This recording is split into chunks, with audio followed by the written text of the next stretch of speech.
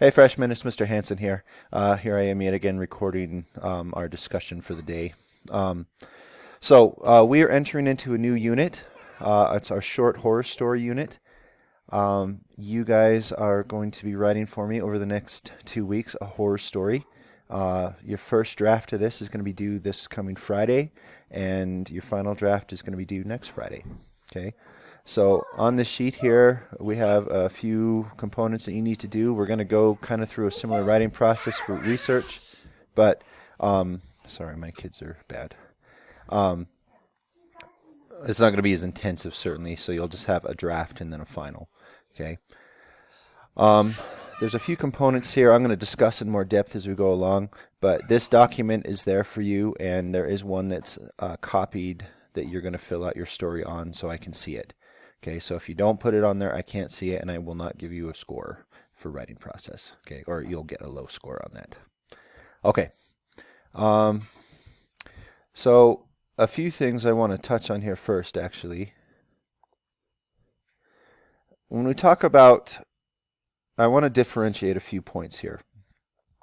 We have what's called terror, and we have what's called horror, and we have gore.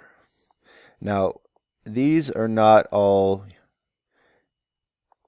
uniform. They're not all exactly the same definition. Okay, a lot of people will treat them the same, but they're not actually.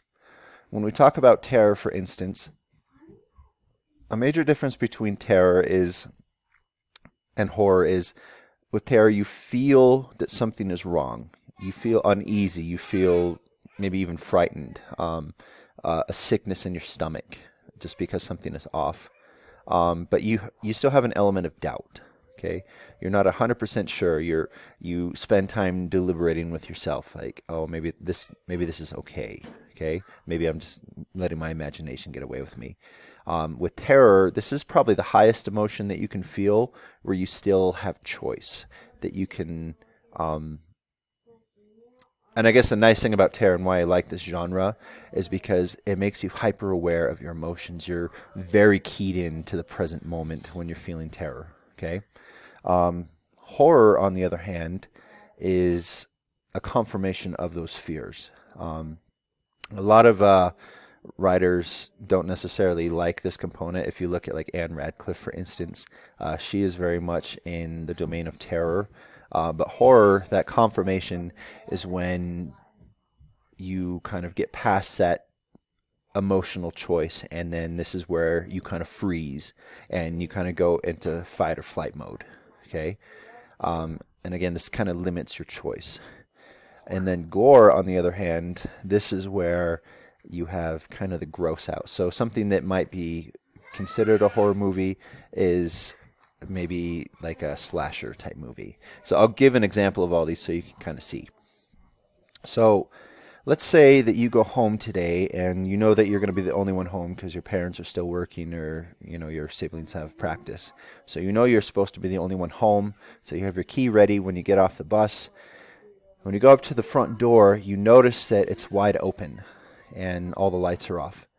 Now, your first thought is, did I close that door before I left? Like, why is that door open? Shouldn't it be locked up right now? You have all these questions. You might have the thought of, the fearful thought is, oh, somebody in my house. Okay?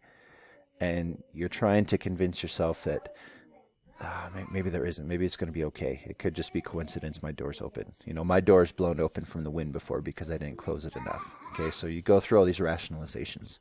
Okay, horror is when you go into the house and you hear the voice say, "I've been waiting for you." Okay, that confirmation that you were afraid someone is in your house, and then you find out they actually are. Okay.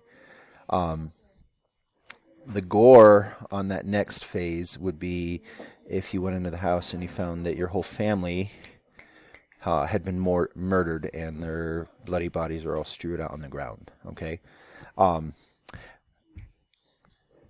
I think I'll give an example of how the difference of how I kind of like these more or less. Okay.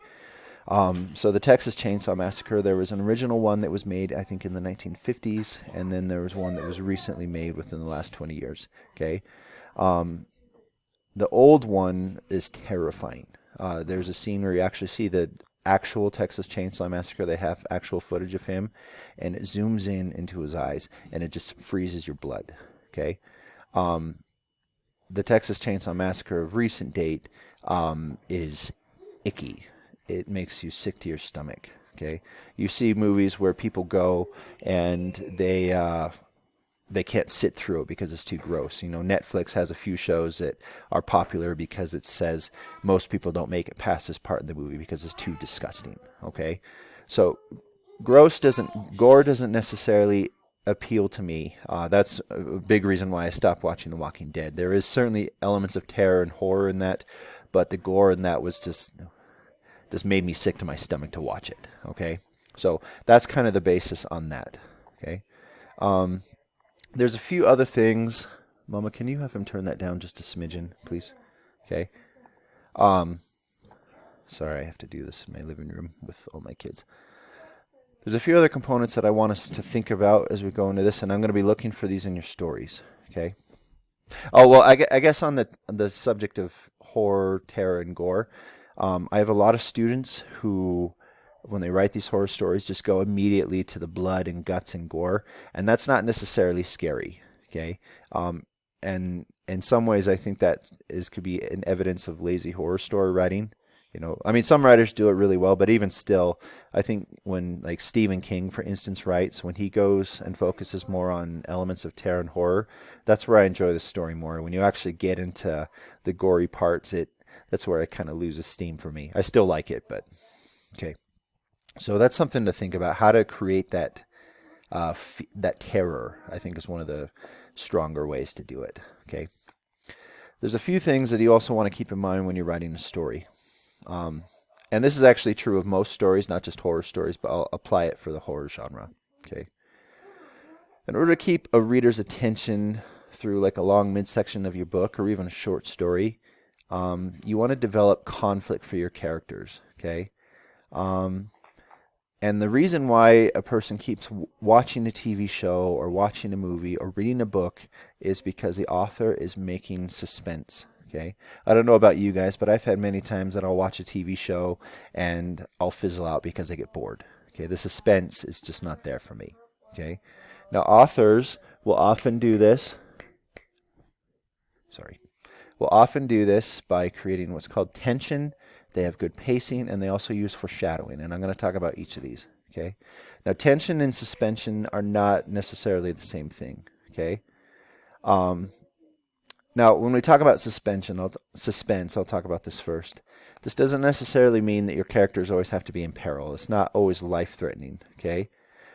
This is created when your reader wants to know what's happening next, okay? Will Joe kiss Brenda? Will Sally give in to Brenda's demand that she work for him? Will Jared answer Katrina's question or dodge it, okay? So it could just be simple day-to-day interactions, okay? If you want to create curiosity in your readers, that's where they want to keep going. Michael Crichton's book, Jurassic Park, all those chapters are really short, but one thing that I found when I read that book is I couldn't put it down. I'd always come to the end and I'd say, oh, this next chapter is just this long, and it was just always on like this high intensive note, and I'm like, oh, I want to know what's going to happen next here, okay? So you want to do that in your own stories, okay? Try to create ways that create interest, that make your readers want to keep going, okay? Now, you can create suspense in a story, guys, by doing three things, okay? You can withhold information from the readers, you can withhold information from the main characters, and you can have the characters withhold information from the readers. So sometimes your narrator, for instance, if he is the main character, doesn't have to tell you everything he knows or everything he fears, okay? Okay, so withholding information, okay? Oftentimes, well, I would say most times, an author writes a story and they know the end from the beginning, but that doesn't mean they have to tell the reader up front everything they can expect, okay? They can hint at something, but you want to keep in mind also that they don't have to tell you everything, okay? So that's where you can get like plot twists or things that you didn't see coming happen, okay? Again, not all the backstory again has to be told. Okay. The main characters don't have to know everything. Sometimes when your character is learning about something that's going on, that's where the real tension comes. Okay. So this is oftentimes called the Hitchcock effect. If you've ever watched any Hitchcock films, okay, he is excellent at creating characters who learn, and oftentimes learn too late, that they're in the wrong place at the wrong time. If you look at like Psycho or The Watcher at the Window or The Birds, all these have elements where a person is learning information too late, okay, or they learn something, okay, as they go along, okay. Um, we can oftentimes have, well, actually, another way to create, well, hold on, we'll go on. The characters don't have to always tell you everything that they saw or everything that they experienced, okay? Um, they can do this from other characters. They can do it from us. Um, if a character sees something, they don't have to say what it was, or if they learn a piece of information, they don't have to share it with us, okay? But it can still create high tension in a story, okay? Um, you want to avoid giving too much backstory. Like I said, you don't want to say maybe all the reasons why like a ghost is haunting a lake up front, okay? I have a lot of ghost and lake stories from students for some reason. Okay. But a way to keep the action intense, well, the first step is to keep the action intense. If a significant amount of time goes by without something happening, okay, or feeling like there's some dread on the horizon, that can tend to lag and make your story boring, okay? They'll lose interest, okay? You want to make the danger feel real. And again, that doesn't have to be life-periling danger. It could just be how a person feels in a particular situation, okay? It could be, is the girl going to get away that I want to take to the prom? Is she going to be asked by this guy? Okay, so it could just be something simple like that. But for your horror stories, you want to maybe make it a little bit threatening, okay? This could be towards their souls. It could be towards the bodily, okay? It could be towards someone that they love emotionally, okay? Weave in backstory, okay? You want to keep the emotion high, okay? Again, even if it doesn't involve physical danger for the characters, it could be their lifelong happiness is at stake. Okay. Horror stories tend to have high emotion anyways, where people feel intense fear or even intense happiness at moments. Okay. Another thing you want to do that I think is good in horror stories is you want to repeat motifs. You want to have phrases or things that come up. Okay.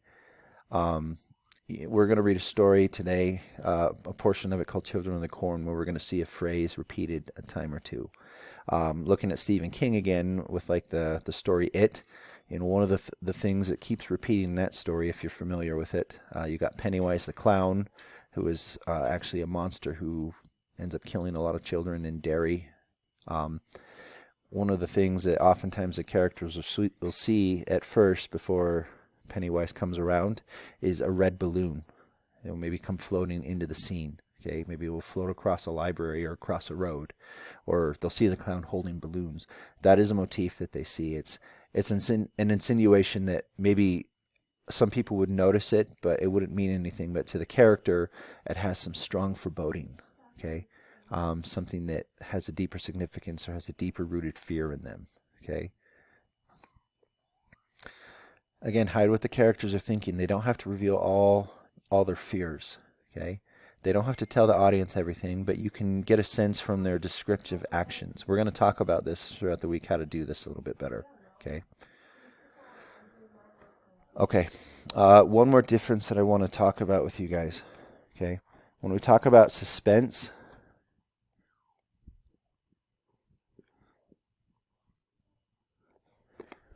this means that you care what's going to happen next. Okay, you want to see what happens. Okay, tension, on the other hand, okay, is where you care about a character.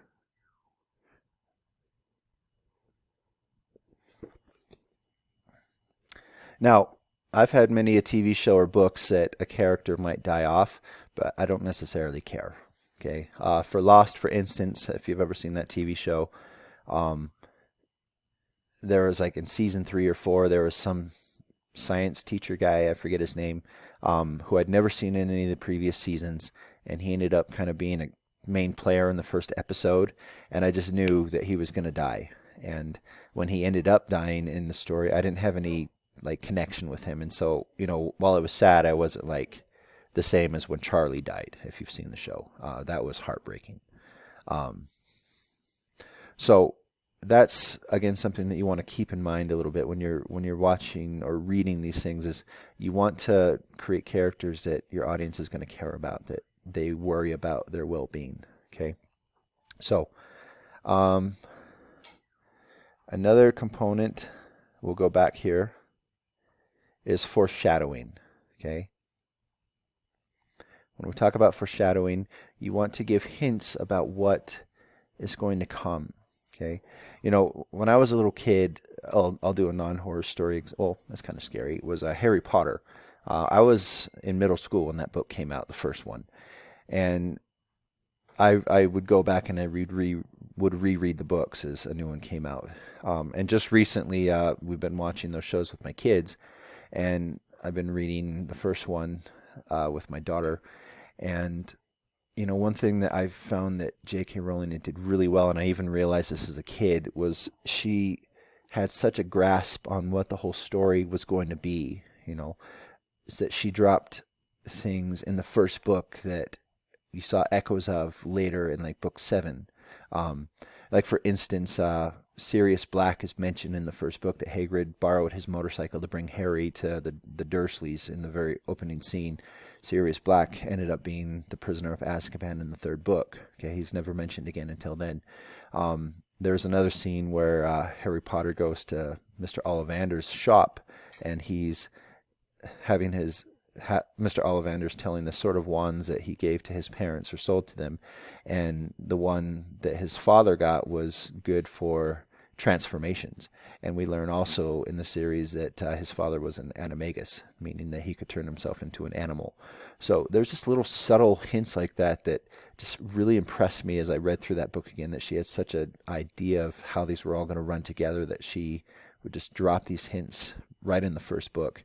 And when I was a kid, I asked my mom, I was like, do you think she knew like how this story was going to end from beginning to end? Because it was so massive. I couldn't wrap my head around how someone could have that big of a story all up here as they were going through that process. And she's like, I think she did, and I agree. So anyways, guys, that's about all I have. Sorry, this turned out a little bit longer than I planned, but we're going to kind of do some work with this. We're going to read some stories. We'll do some more discussions on how to develop this, but hopefully this is a fun unit for us, guys. It'll be the next 2 weeks. So, okay.